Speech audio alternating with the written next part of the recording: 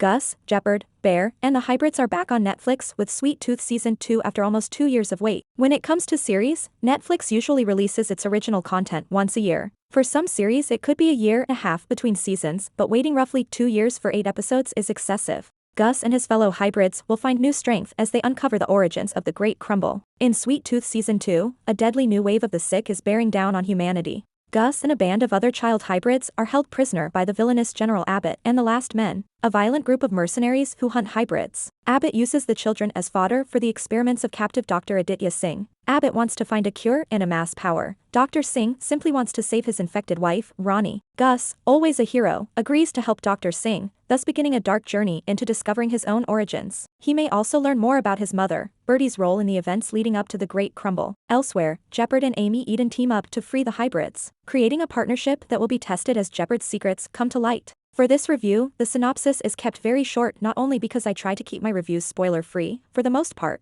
but mainly because Season 2 simply stalls. It doesn't progress. Sweet Tooth Season 2 is a filler season, a bridge between Season 1 and a potentially Season 3. The pace seems to be one of the biggest problems for this series. Season 1 already had some issues with it. That only got worse with its second season. It seems the viewer is watching 2-hour-long episodes, very slow and tedious. Overall, the story doesn't progress and the majority of the characters don't grow. The hybrids are imprisoned for most of the episodes and they are constantly trying a new way to escape. Aimee and Jepperd, on the other hand, keep thinking of new plans to save their children. Bear is the character who suffers the most from the writing. It seems the writers didn't know what to do with her. Her character is completely wasted. Her story improves only towards the end of the season when she gets back with Gus and Jepperd and establishes a connection with Wendy. Only in the 6th episode, the story gets better, mainly because the groups established in the first season get back together and the series reacquires the charm and emotions that made the first season so popular. Dr. Singh, his wife Rani, and Johnny Abbott, the brother of General Abbot, are the only characters that grow and develop from the first season. The visual effects represent another issue in this second installment.